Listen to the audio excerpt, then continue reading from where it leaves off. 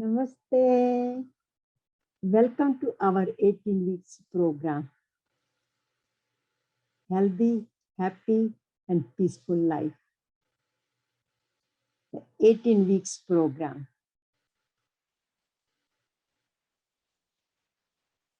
This 18 weeks program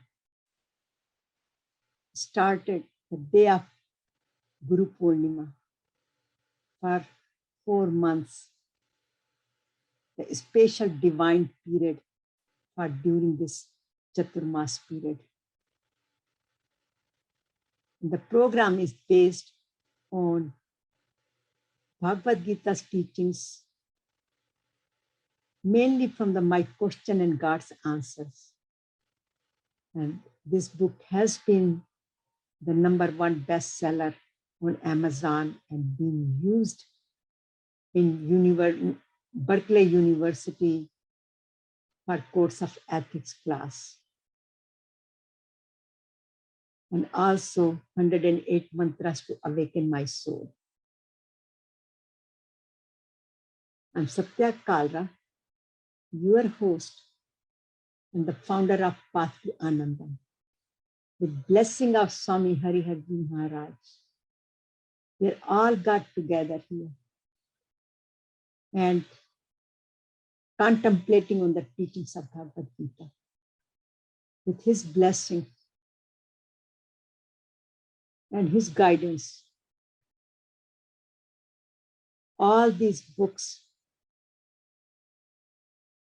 have been blessed through meditation, through experiences, personal experiences, by counseling others and giving the birth to these books.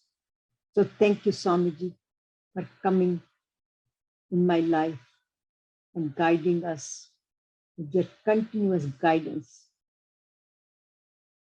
It is making a difference in many people's life. Bhagavad Gita is being recognized and being followed and applied in many people's life today in the world. Our today's program is Success, Prosperity through Art of Work, through 7 steps. Original 7 steps from Bhagavad Gita, and then customized according to each subject. And the today's program is again based on my question and God's answers, but also the book Prosperity Forever. And the today's program will cover what is everlasting prosperity, how to attain eternal prosperity, what are the barriers not to experience the success and prosperity in our life, and how to remove the barriers. And out of these 7 steps, we will talk about what is my dharma and how to differentiate between dharma and adharma and karma, the art of action, righteous action. And of course, action plans and tip for the day and meditation.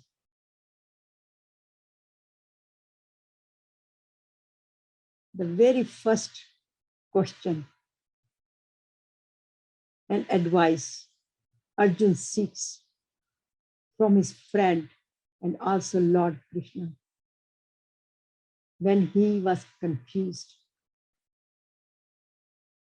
and could not think straight, did not know what to do and what not to do.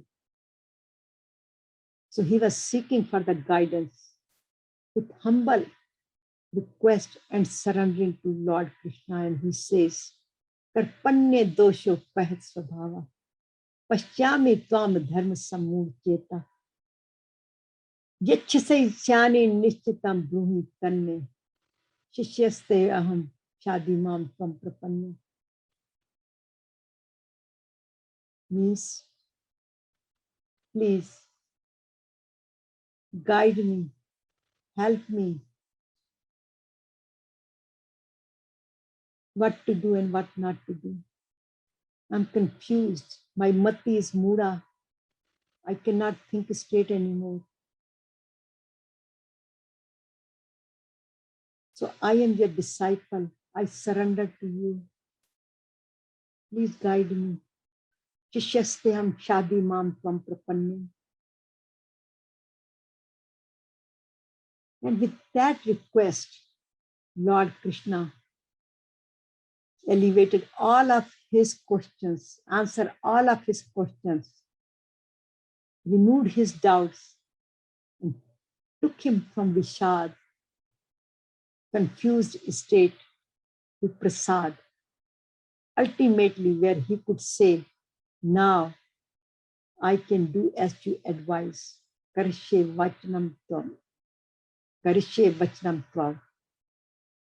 Where initially Sanjay said, he rephrased Arjuna's mood, Arjuna's state of mind to Dhritarashtra. And he said, I cannot fight. Na jotaseti gobindam. From that state, Arjuna went to Karshe Vachanam. Now I will do as you advise. And with that state, during that whole process, Lord Krishna took him to the complete Bhagavad Gita, where he taught him about Karma Yoga, Bhakti Yoga, Jnana Yoga, and how to remove all this vishad, this anger, attachment, greed, confusion, stress, which is called, the package is called vishad, where the body is filled with a lot of toxins. Arjun could not stand. His body was shivering. He sat down on the back of chariot and he asked Lord Krishna, and he took him step by step from Vishad to Prasad, where he felt total peace. So in Bhagavad Gita, there are 700 verses. Out of that, 548 verses are by Lord Krishna. 41 verses are by Arjuna asking the questions to Lord Krishna. And Lord Krishna was answering, he answered in 548 verses. And only one verse was by Dhritarashtra. And rest of them were by Sanjay, who was just explaining the teachings of Bhagavad Gita, narrating the Bhagavad Gita to Dhritarashtra, king who was blind, and who wanted to know about the Kurukshetra war, what was going on. So during that 18 chapters, all these chapters are called yoga. And that's why Bhagavad Gita is called Yogeshwar message, the message from Lord Krishna. And mainly it is divided into 3 yogas: Karma Yoga, Action Yoga, first 6 chapters, and then Bhakti Yoga, following 6 chapters. And then the last 6 chapters, Jnana Yoga, or Wisdom Yoga. Karma Yoga is for active people. Bhakti Yoga is for emotional people. And Jnana Yoga is for more contemplative people who could sit and contemplate. But all these 3 yogas must be practiced together. And I can give you an example. If somebody wants to drive a car, because all the teachings of Bhagavad Gita applied in our daily life. So the application and the way I want to explain you is that all these 3 yogas, how they are important and connected with each other. Karma Yoga. If I want to drive the car, I must do the action, drive the car, right? But then I have to know how to drive the car, which is the wisdom, know how to drive the car. At the same time, I should have a positive attitude, calm down, and connected with my soul. Connected, I want to do it. It's not that somebody is making me to do it. In other words, my heart, my body, and my mind, my action, my emotions, calmness, and know-how have to be together to properly drive the car. So anything we do in our life, all these three are important: our action, our calmness, our emotions, and wisdom, know-how. And to me, Bhagavad Gita is not just the Yoga Shastra, because each chapter of Bhagavad Gita says Yoga Shastra. At the end of each chapter, it says, for example, 12th chapter, Bhakti Yoga, Bhakti Yogo Nam.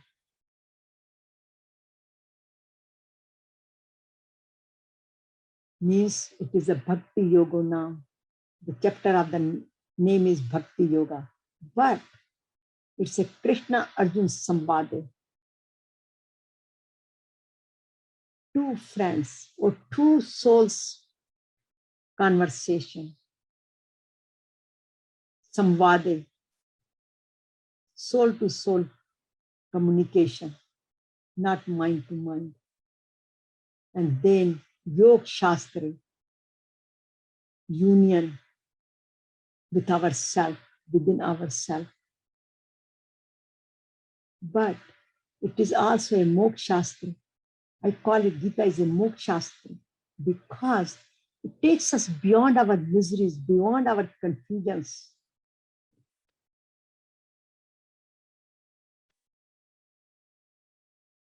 So after listening to complete Bhagavad Gita, Sanjay's comments beautifully. And he says, what are the benefits of Gita and how to practice it? And he says, Yatra Yogeshwara Krishna, Yatra Parthu Dhanurdara, Tatra Shri Vijyo Bhuti Dhruva Nitir Matit Mama. That my conviction is that wherever there is a Lord Krishna is depicted as Dharma, righteousness. And when there is a follower of righteousness, Dharma, as Arjuna, then there is always going to be Shri, means prosperity, victory, Vijay, victory, glory, and sound policy. Dhruva Niti Mati. So Dhruva Niti, sound policy. So he is simply saying, follow the teachings of Bhagavad Gita if you want to attain the success and prosperity, Vijaya, victory in life, then follow the teachings of Bhagavad Gita. So what is everlasting prosperity? Money and possession are not your real prosperity. You all know that. Many people win the lotteries, and what happens? They have more disasters in their life than before. The worldly possessions come and go. They're all temporary. But our health, wealth, and wisdom is our prosperity. Self-satisfaction is our prosperity. If we are not self-satisfied, feeling guilty all the time, then we develop so much stress, and stress leads to cortisols, imbalance of hormones and enzymes in the body.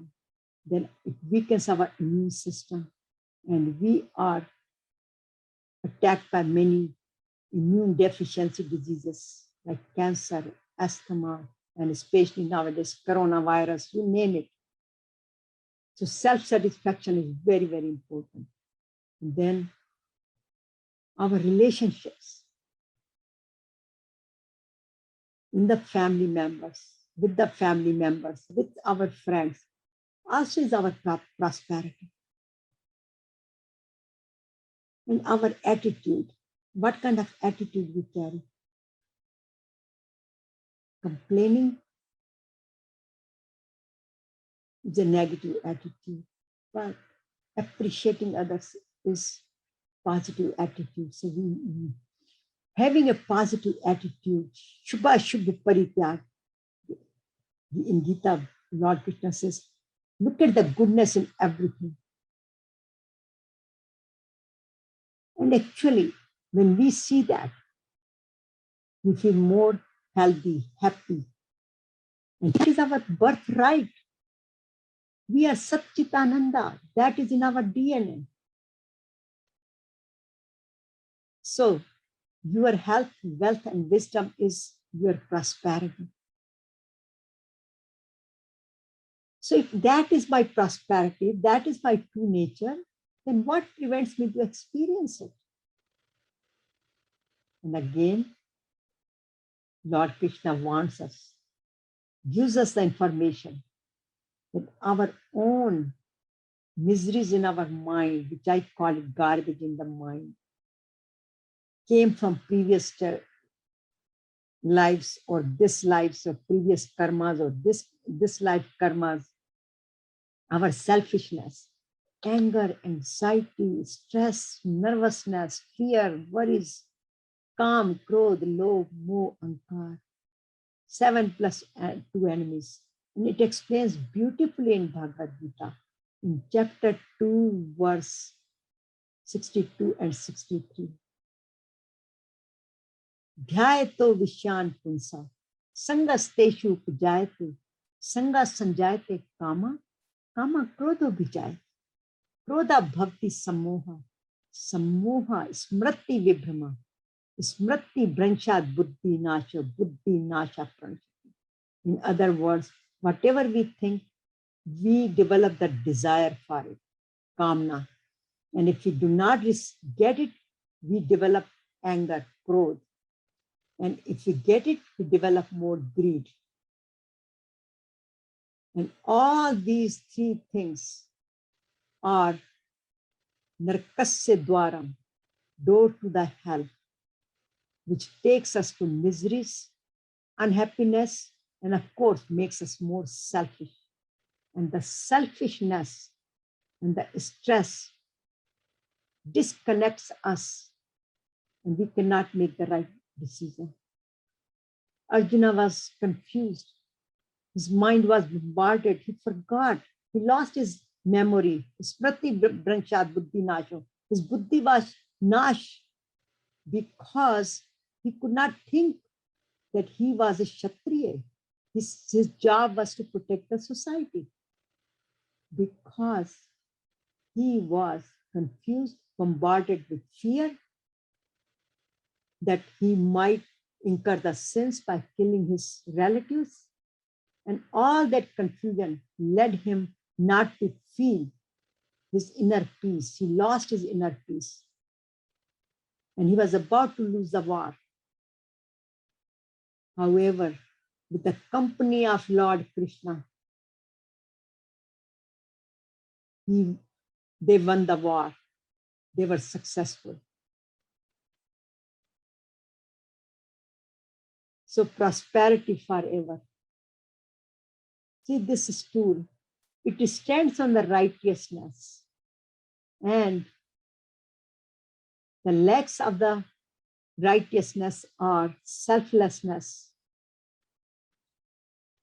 Do our best with the best of the best knowledge, love and devotion, and then finally let it go. So do our duty the best way. Then we can go from Vishad to Prasad. Through art of work is nothing but it's a karma yoga or vice versa. And that is a journey from very first verse of Bhagavad Gita to the last verse of the last chapter 18. The whole Bhagavad Gita is for self-transformation. Recognize what is my duty, what is my dharma, what is my responsibilities. There are 7 steps for art of work. How to convert our karma into dharma. How to perform karma yoga, work righteously. Because everything is cause and effect. A beautiful story said by Saint Dada Vaswani ji. And it had such a big impact on me. I always remember his story anytime something goes wrong. It reminds me that there must be something, my own actions. And the way he explains that there was one person who was really in difficult situation. And he asked God, but why did you make my destiny like this, where I'm suffering so much, going through such a difficult time in my life? And God says, well, it's all written in that book. So go and consult the book. So poor guy goes to the book and asks the same question, why did you write my destiny like that? And the book says, sorry, I have not done anything. It is all written on the page. So go, please consult the page. So he goes to the page of the book. The same question. Why did you make my destiny like this? And the page says, please forgive me. I have done nothing to it. But pen is the one who wrote it on me. So please check the pen. So he goes to the pen and he's very angry and he says, why did you write my destiny like this on this page? And I'm suffering. And the pen says, sorry, sir. I have done nothing. I was in your hand. Your hand was writing it. In other words, whatever you have wrote, whatever your karmas were, they were written on this page. The page went into the book, and that's a part of your destiny. So cause and effect. So number 1 step.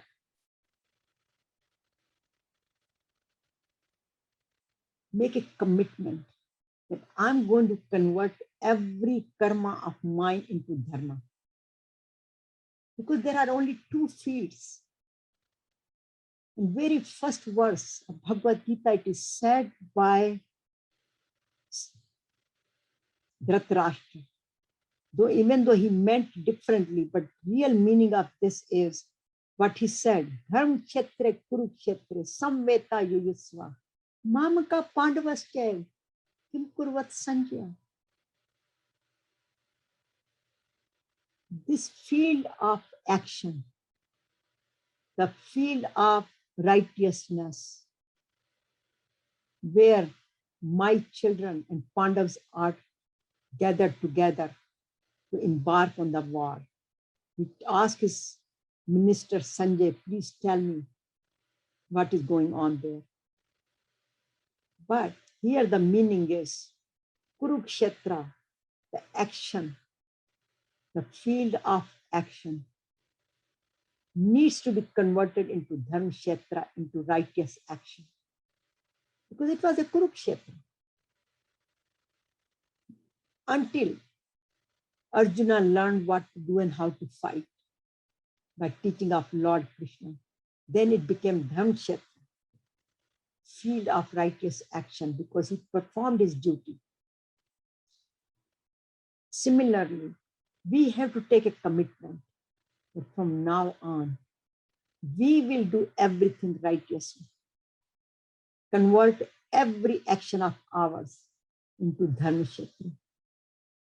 And then step 2, know the difference between karma, dharma, and adharma. What is karma? Karma is like an action, like I'm doing right now, speaking, and you are listening. If I speak with my ego, put other people down, show that I'm the only one who knows Bhagavad Gita in the whole universe. My ego is in the way, which is really destroying me, or will destroy me if I play that role. And that is called a dharma or vikarma, forbidden action. However, if I do this job like assigned by Lord Krishna, fulfill my responsibilities and explain the Bhagavad Gita and applied how to apply in daily life, and reach toward attaining your goal of experiencing satyakalra. That's a righteous action. That's dharma. Anything we do with love and compassion for the benefit of all, sarva bhutite rata, that is dharma. And in Bhagavad Gita, chapter 4, verse 17, explains very well about these three different types of action: karma, akarma, and vikarma. Karma has a cause and effect. Vikarma takes us to a very low level of our consciousness, and dharma will makes us a karmic, which means those reactions we will not have any cause and effect because we are following the dharma. But what is dharma, adharma? Just opposite of dharma is adharma. In other words, when the course of righteousness are not followed, then that is adharma. Our obligated duties are not followed. It's adharma. Unethical behavior. It's adharma. Good example, Dhritarashtra and Duryodhana.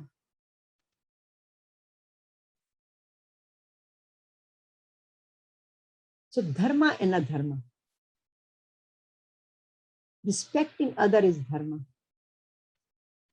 Swami Hariharji Maharaj stayed in our house for 1 month. And he used to tell me, beta acha karam karo. Always do fulfill your responsibilities. Dharma ka kaam kamao. Punya kamao. And one day I asked him, Guruji, what is dharma? What is righteous action? What is karma yoga? And he says, very simple. Respecting other is dharma. And it made so much sense to me. And at the same time, he said, but insulting others is adharma. Making fun of other people is adharma. Loving others is dharma, but hating others, abusing others is adharma. Sharing our resources is dharma. But snatching from others, beimani, chori, all this is adharma. Abusing the natural resources, environment is adharma. And there are two types of peoples, Dharmic or Adharmic. Dharmic as Arjuna, Adharmic Duryodhana. He was practicing everything unrighteously. Kauravas were very wicked. At the same time, Pandavas fought to establish the righteousness. They were very pious. They were very selfless. On the other hand, Kauravas, Duryodhana was very selfish, greedy, ego, filled with jealousy, dishonesty. And they just had all the kingdom, but they wanted more and more and more.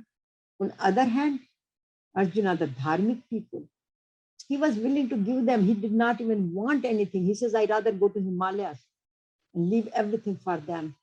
And that's where Lord Krishna says, no, your job is to establish the righteousness, dharma. So Adharmic people, they don't mind to kill others. They do not mind to create the violence. Their mind is filled with vices, vishay vikar, where Dharmic people are very virtuous, very loving, caring, simple people, do not believe in the violence, and do not want to kill and hurt others. So then the question comes, what is my duty? What is my dharma? And one has many responsibilities toward oneself, family, job, community, nation, world. So what is my dharma? What is my duty? And at different stages of life, at different places of our life, we have a different responsibilities, different dharmas. Example, as a youth, our responsibility is to study. One time I was giving a lecture in UC Berkeley, and the students asked me, what is our duty? Because we talked about this same subject, Dharma and Adharma, because it was the class of course of ethics, where the book was in question, and book My Question and Gods was being utilized over there for the course, and they invited me as a guest speaker to speak on the subject. And my response to them was, as a youth, as a student, your dharma, your duty is to study, pay full attention to your study and respect your teacher. Same thing as a parents, we have a responsibility to guide our children and our grandchildren also, our siblings. As a professionals, as engineers, as a doctors, we all have responsibilities. As a CEO of the company, we have a responsibility to make sure the companies run smoothly, and at the same time, the products are being produced properly, the employees have been taken care of, the customer have been taken care of. At the same time, we have to make sure that we take care of ourselves as well. We have a responsibility toward our spouses, our employees, our society, Samaj Seva, which is very, very important part of it. Country Seva. Because we are a part of the society, so we have to take care of the society as well. So whatever our prescribed duty is, that is our dharma, that is our Svadharma. We must fulfill that. So in summary, what is my duty? What is my Svadharma? The ultimate purpose of life, being in peace and making this world, helping to make this world as a peaceful place to live for us and for generation to come, is our prime duty, our kartabya, our Svadharma. So how to work righteously then? And if you ask somebody, just what is Bhagavad Gita all about? And if they know little about Bhagavad Gita, they immediately says, Karmanya vadika raste ma phaleshu kadachan, ma karma phal hetu bhurma, the sango ast karma. Means work, do not be lazy. At the same time, do not expect or focus on the results of your action. It reminds me, we had a Gita conference in 2015, and I went to invite one of the billionaires as a keynote speaker for the conference from Silicon Valley. And he probed me on this question, and he says, how could you explain This was to CEOs in Silicon Valley. You should just work and not to focus on the results. How could they work? And my response was very simple. We must have a goal, what we need to do. Like Arjuna, he had to fight. That was his goal, to fight, but fight righteously. That was his goal. But winning and losing was not a part of it. So his focus was not on winning or losing. His focus, full focus, was to be the best of the best warrior in the war. Similarly, we focus on our work, do the best of the best, put our best efforts to perform our responsibilities, do our duties, do our action. If we do not know anything about that action, we should learn about it, put our soul and heart into it, and perform it. Because if we focus on the results, we will be more worried, we will be more fearful. Example, if a student is focusing on getting the A grades and not focusing on the studies, or even if he's focusing on the studies, but he's also wasting his energy on what kind of grades he's going to get, whether he's going to get admission on this college or not, then his efficiency is got down. He cannot perform to his optimum caliber because he's not calm. His body is producing the negative hormones, cortisols, enzymes, which is reducing his energy, his focus on the studies. Therefore, we must focus on our work, our duty, and not to worry about the results. So focus on your action and not on the fruit of action. That is the key of the righteous action. And this makes our work as a puja. So work righteously means selflessly. Serving selflessly is serving to God. Serve bhuthiterata means work for the welfare of all the human beings. So focus on our work with calm mind. It just reminds me another story. The first day I entered into my class in UC Berkeley for MBA program. And first day the teacher says WIF. And I was confused. And I asked, what does it mean? And it says, what is for me? So we should focus on what is for me. And I was so confused because all of my life, I've been trained to offer the food to others, offer the services to others, and we are the last one to take care of ourselves. Like every time we had always had plenty of food, but in case there was not enough food for certain items or something, and my mother would never bring it up.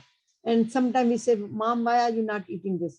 And she says, no, mera pet bhara hua hai. Oh, I'm full, I'm this. She would never say that because this thing was shortage in supply, so I did not eat. So this is a training, we all have that coming from India. And here when you go to college and they say, what is for me? That was a big, big shock for me. Like I was in the aeroplane, first time came to USA, and in the flight, they say that if there is some situation, then you should put the oxygen mask on yourself first, and then you put it on children. And my question was, I would rather put a oxygen mask on my child rather than on myself. That is such a selfishness. But it was not, because unless I'm breathing properly, I cannot take care of my child properly. So taking care of ourselves is also very important. This is in modern world, it is called love yourself. But it does not mean that we are selfless or we are selfish. It's just that it's the proper way to do the things. Our mind has to be calm. And here, Swami Vivekananda put it in such a nice way, and he says, are you unselfish? If you are, you will be perfect without reading a single spiritual or religious book and without going to a single church or temple. It means, as Satya Sai Baba says, love all, serve all, help ever, hurt never. And this is also explained in these two verses in Bhagavad Gita. How to convert karma into dharma. Work with best of your ability and calm mind. Then it becomes worship. Work becomes our worship. But the calm mind, as he explains, art of work, work to the best of your ability. Buddhi yukta jahan tiye ubhe sukrat dushkrata. Ubhe sukrat dushkrate. Tasmad yoga yugasve yoga karme sukosham.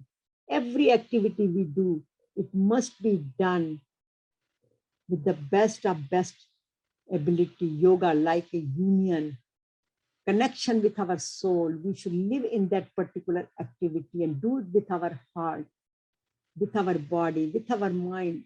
Every cell of our body should be focused on doing that action.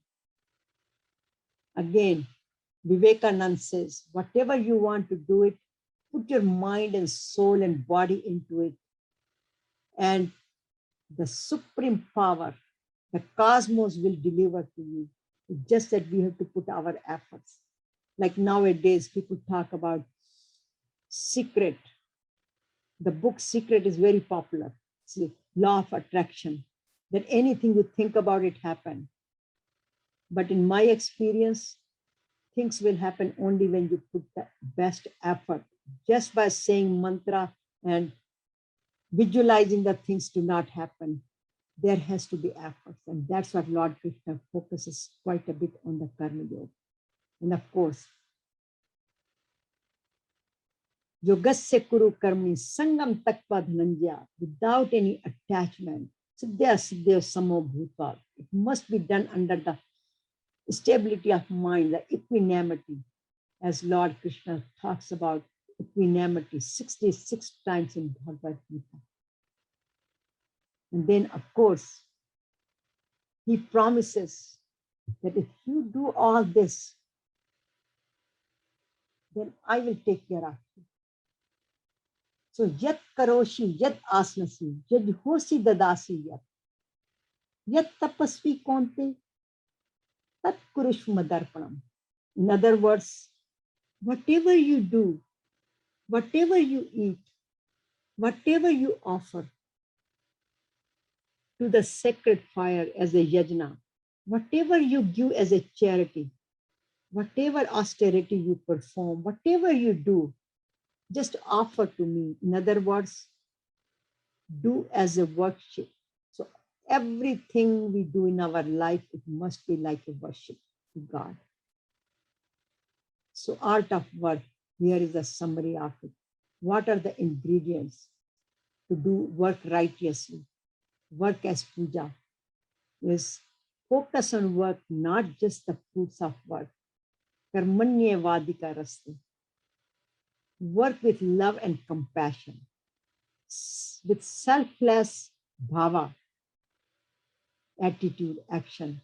Then it is a worship to God. With best of know-how, with our wisdom, and work as a calm mind, but consider that as a karmesu koshlam. And must be for sarva bhutite rata, beneficiary for the all. We must have a global interest and global vision in our mind and our attitude as such that we should not mimic others. Whatever our own svabhava is, if I am made to do the karma yoga, I'm more rajasic, I'm more karma yogi type, then I should follow karma yoga path. Though the bhakti yoga will be part of it, but And without knowledge, without wisdom, I cannot do it. But at the same time, dominating factor will be karma yoga in my life. Or if you think that example in the daily or in this world, then if my personality is more like going out, extroverted, then I should be performing or doing my job as more like which requires a networking, like sales position or business development or marketing, but not as an accountant or CPA who have to sit behind the desk to crunch the numbers all the time, because I have done that both and I was really bored being more outgoing person. And then do our best and then let go. So the action, knowledge, love and compassion, and selfless services. These are the ingredients, the best of the best art of work to do a karma yoga. So again, the ingredients and recipe, the best of the seva, I call it karma yoga. Like examples, Mother Teresa, Mahatma Gandhi, they did, but they renounced all the fruit of action, tyaga of the fruit. Similarly, if we want to become a karma yogi, we have to follow the same path. And then practice with patience. Because if we do not have a patience, we will become patient. We will develop a lot of diseases. So developing spirituality or prosperity or success, it's a gradual process, not an activity.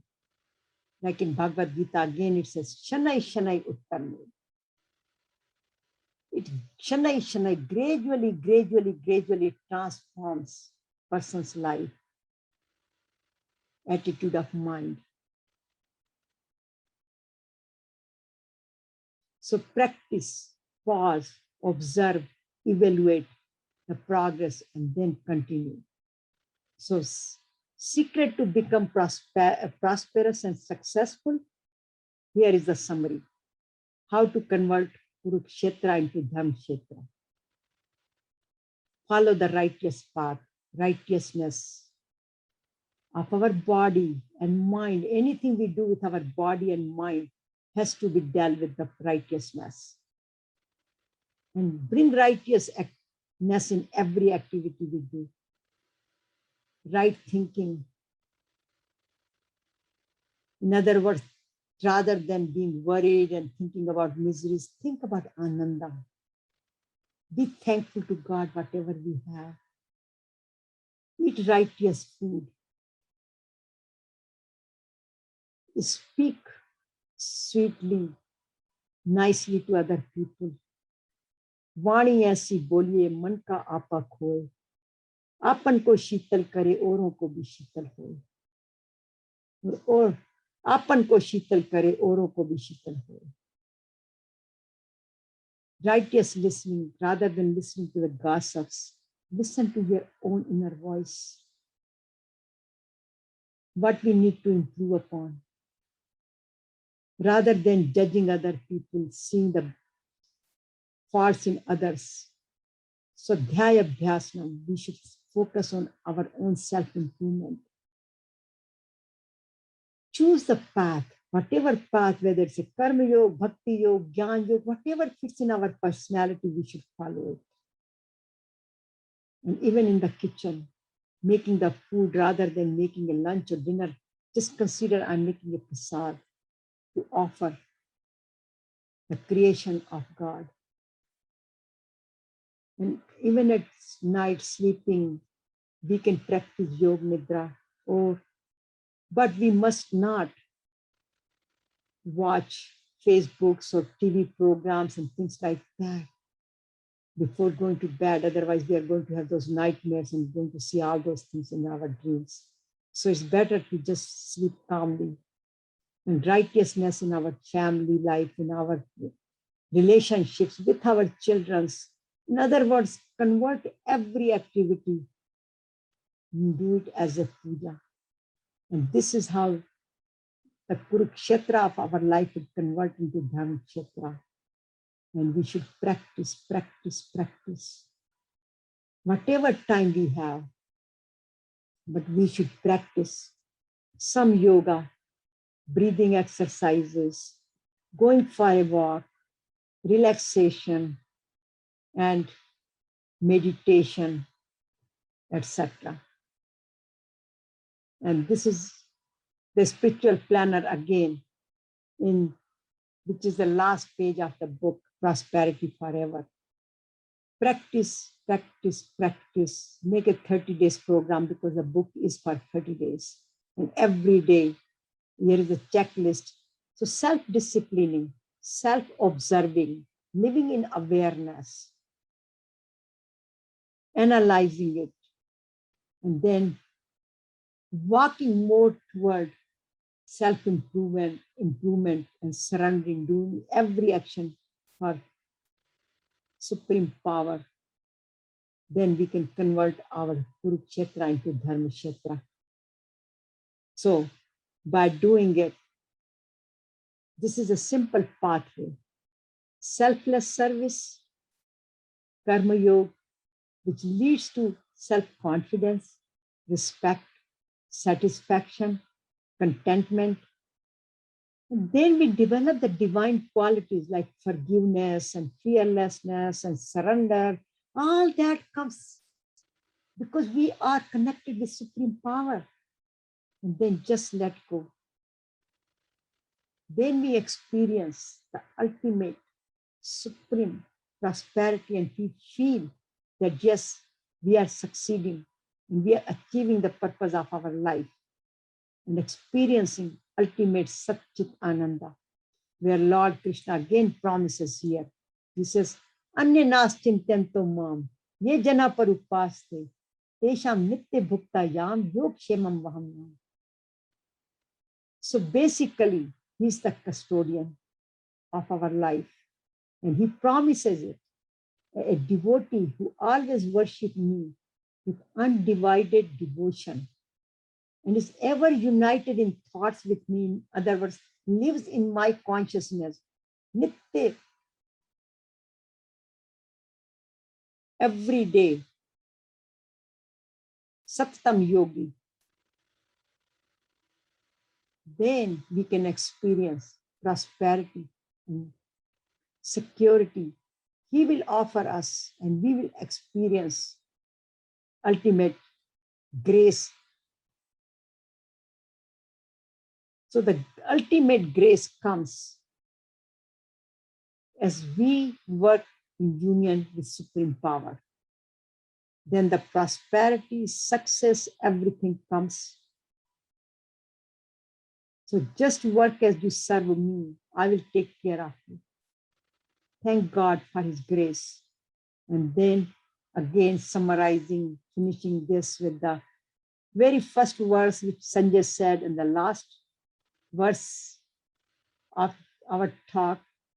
Again, by doing it, by following the Lord Krishna's teachings, working as Arjuna, then we will attain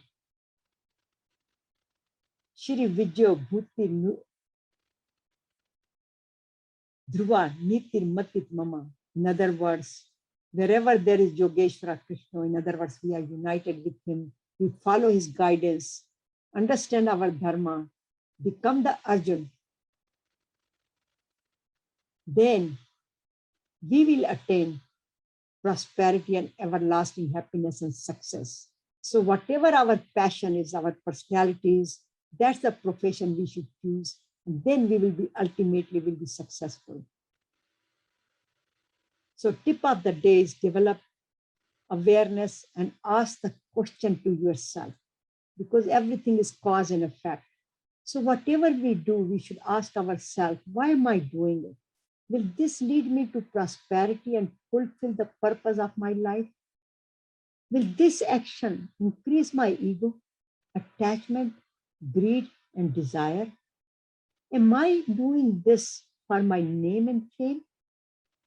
Or would this disturb my mind or bring more calmness in me?